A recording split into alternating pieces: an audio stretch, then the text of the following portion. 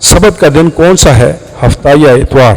کیا مسیحیوں کو سبت کا دن منانا چاہیے؟ اکثر یہ دعویٰ کیا جاتا ہے کہ خدا نے باغ عدن میں ہی سبت کے دن کو مقرر کر دیا تھا، کیونکہ خروج 20 باب 11 آیت میں سبت، آرام اور تخلیق کے کام کے درمیان ایک تعلق پایا جاتا ہے۔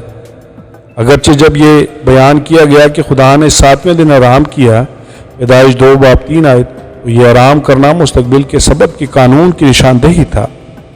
تاہم اسرائیلیوں کے ملک مصر کو چھوڑنے سے پہلے تک بائبل میں سبت کے بارے میں کوئی تحریر موجود نہیں ہے۔ کلام مقدس میں کہیں بھی ایسا کوئی اشارہ نہیں ملتا کہ آدم سے لے کر موسیٰ تک سبت کے دن کی پیروی کی جاتی تھی۔ کلام خدا اس بات کو بالکل واضح کرتا ہے کہ سبت کے دن کو منانا خدا اور اسرائیل کے درمیان ایک خاص عہد تھا۔ پس بنی اسرائیل سبت کو مانے اور پشت در پشت اسے دائمی عہد جان کر اس کا لحاظ رکھیں۔ میرے اور بنی اسرائیل کے درمیان یہ ہمیشہ کے لیے ایک نشان رہے گا، اس لیے کہ 6 دن میں خداوند نے آسمان اور زمین کو پیدا کیا اور 7ویں دن آرام کر کے تازہ دم ہوا۔ خروج 31 باب 16 سے 17 آیات۔ استثنا 5 باب میں موسیٰ اسرائیل کی آئندہ نسل کے سامنے 10 احکام کو پھر سے دہراتا ہے۔ 12-14 آیات میں سبت کے دن کو ماننے کا حکم دینے کے بعد موسیٰ اسرائیلی قوم کو سبت کی پیروی کا حکم دینے کی وجہ سے بھی بیان کرتا ہے۔ اور یاد رکھنا کہ تو ملک مصر میں غلام تھا اور وہاں سے خداوند تیرا خدا اپنے زوراور ہاتھ اور بلند بازو سے تجھ کو نکال لایا، اس لیے خداوند تیرے خدا نے تجھ کو سبت کے دن کو ماننے کا حکم دیا۔ استثنا 5 باب 15 آیت۔ اسرائیل کو سبت کے دن کو ماننے کا حکم دینے میں خدا کا یہ مقصد نہیں کہ وہ تخلیق کے عمل کو یاد رکھیں، بلکہ خدا کا مقصد یہ تھا کہ وہ مصر میں اپنی غلامی اور خداوند کی طرف سے دی جانے والی رہائی کو یاد رکھیں۔ سبت کو ماننے کے لیے لازمی شرط پر غور کریں۔ سبت کے قانون کے تحت ایک شخص سبت کے دن اپنے گھر سے باہر نہیں جا سکتا تھا۔ خروج 16 باب 29 آیت، وہ آگ نہیں جلا سکتا تھا۔ خروج 35 باب 3 آیت، اور نہ ہی وہ کسی اور سے کام کروا سکتا تھا۔ استثنا 5 باب 14 آیات۔ سبت کے قانون کو توڑنے والے شخص کو مار ڈالا جاتا۔ خروج 31 باب 15 آیت، گنتی 15 باب 32 سے 35 آیات۔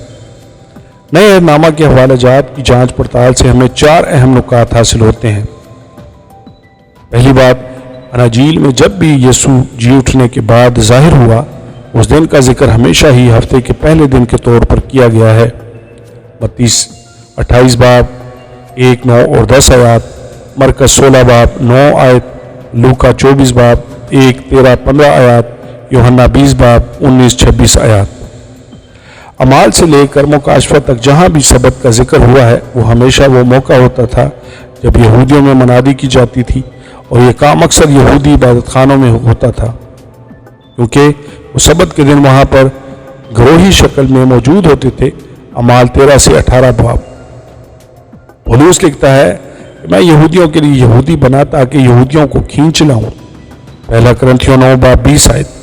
پولس عبادت خانہ میں مقدسوں سے رفاقت رکھنے اور ان کو تعلیم دینے نہیں جاتا تھا، بلکہ وہ تو کھوئے ہوں کو مورد الزام ٹھہرانے اور بچانے کے لیے جاتا تھا۔ اس کے بعد پولس بیان کرتا ہے، اب سے غیر قوموں کے پاس جاؤں گا۔ اعمال 18 باب 6 آیت، اور اس کے بعد پھر کبھی سبت کا ذکر نہیں کیا جاتا۔ سبت کے دن کو یہودیوں کی طرح پاک ماننے کی تجویز کی بجائے نئے عہد نامہ کا باقی ماندہ حصہ یہودیوں کے اس عمل کے برعکس اشارہ دیتا ہے۔ اوپر بیان کردہ نکات کلسیوں 2 باب 16 آیت میں بھی موجود ہیں، سوائے نقطہ نمبر 3 کے۔ اوپر بیان کردہ چوتھے نقطے پر مزید توجہ دینے سے یہ بات عیاں ہوگی کہ نئے عہد نامہ کی ایمانداروں پر سبت کو ماننے کی کوئی پابندی نہیں ہے، اور اس سے یہ بات بھی ظاہر ہوگی کہ اتوار کے دن کا مسیحی سبت ہونے کا تصور بھی بائبل کے مطابق نہیں ہے، جیسا کہ اوپر بیان کیا گیا ہے۔ جب سے پولس نے غیر قوموں میں منادی کرنا شروع کی تھی، اس کے بعد صرف ایک بار سبت کا ذکر کیا گیا ہے۔ بس کھانے پینے یا عید یا نئے چاند یا سبت کی بابت کوئی تم پر الزام نہ لگائے، کیونکہ یہ آنے والی چیزوں کا سایہ ہے، مگر اصل چیزیں مسیح کی ہیں۔ کلسیوں 2 باب 16 سے 17 آیات۔ مسیح نے یہودی سبت اور حکموں کی وہ दस्तावेज मिटा डाली जो हमारे नाम पर और हमारे खिलाफ थी, और उसको सलीब पर कीलों से जड़कर सामने से हटा दिया। कुलसियों 2 बाब 14 आयत। ये तस्वर नए अहदनामा में एक से ज़्यादा बार दोहराया जाता है। कोई तो एक दिन को दूसरे से अफजल जानता है और कोई सब दिनों को बराबर जानता है। हर एक अपने दिल में पूरा एतकाद रखे। जो किसी दिन को मानता है वो खुदावंद के लिए मानता है। रोमियो 14 बाब 5 से 6 आयत। मगर अब जो तुमने खुदा को पहचाना, बल्कि खुदा ने तुमको पहचाना, तो उस ज़ईफ़ और निकम्मी इब्तदाई बातों की तरफ किस तरह फिर रुजू होते जिनकी दोबारा गुलामी करना चाहते हो। तुम दिनों और महीनों और मुकर्ररा वक्तों और बरसों को मानते हो। गलतियों 4 बाब 9 से 10 आयत। मगर कुछ लोग दावा करते हैं कि 321 बाद अज़ मसीह में शहंशाह कॉन्स्टेंटाइन की तरफ से जारी करदा फरमान ने सबत को हफ्ता से इतवार में तब्दील कर दिया था। इब्तदाई कलीसिया किस दिन इबादत के लिए जमा होती थी? कलाम मुक़द्दस में रफ़ाकत या इबादत के लिए ईमानदारों की तरफ से किसी तरह के सबत हफ्ता के इज्तिमात का कभी भी जिक्र नहीं किया गया। मगर ऐसे बहुत से वाज़ेह हवालाजात जो ऐसी रफ़ाकतों के लिए हफ्ते के पहले दिन का जिक्र करते हैं, मिसाल के तौर पर अमाल 20 बाब 7 आयत बयान करती है कि हफ्ता के पहले दिन जब हम रोटी तोड़ने के लिए जमा हुए। पहला करंथियों 16 बाब 2 आयत में पौलुस रसूल करंथियोस के ईमानदारों को तजवीज़ करता है कि हफ्ता के पहले दिन तुम में से हर शख्स अपनी आमदनी के मुआफिक कुछ अपने पास रख छोड़ा करे, क्योंकि पौलुस ने इस हदिया रख छोड़ने के अमल को 2 करंथियों 9 बाब 12 आयत में खिदमत के तौर पर नामजद किया है। इसलिए हदिये के अमल को इतवार के दिन मसीहियों की इज्तिमाई इबादती खिदमत के साथ जोड़ा जाना चाहिए। तारीख़ी लिहाज से कलीसिया में हफ्ते की बजाय इतवार का दिन मसीहियों के लिए आम रफ़ाकत का दिन था, और इस अमल की तारीख़ पीछे पहली सदी तक जाती है।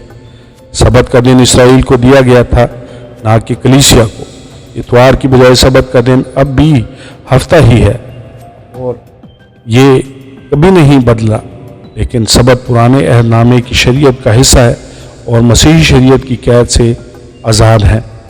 गलतियों 4 बाब 1 से 26 आयत, रोमियो 6 बाब 14 आयत। सबत को मानना मसीहियों के लिए ज़रूरी नहीं है, चाहे ये हफ्ते का दिन है या इतवार का दिन। हफ्ते का पहला दिन इतवार हमारे खुदावंद का दिन कहलाता है, क्योंकि ये हमारे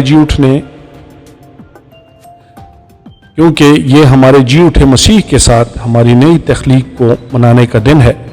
कि हम मूसवी शरीयत में बयान करदा सबत के आराम की पैरवी करने के पाबंद नहीं हैं, बल्कि हम जिंदा मसीह की पैरवी के लिए आज़ाद हैं। पौलुस रसूल कहता है कि हर एक मसीह को खुद ये फैसला करना चाहिए कि आया उसे सबत के आराम को मानना है या नहीं। कोई तो एक दिन को दूसरे से अफजल जानता है और कोई सब दिनों को बराबर जानता है। हर एक अपने दिल में पूरा एतकाद रखे। रोमियो 14 बाब 5 आयत। हमें महज हफ्ते या इतवार को ही नहीं बल्कि हर रोज़ खुदावंद की इबादत करनी चाहिए। आमीन और आमीन।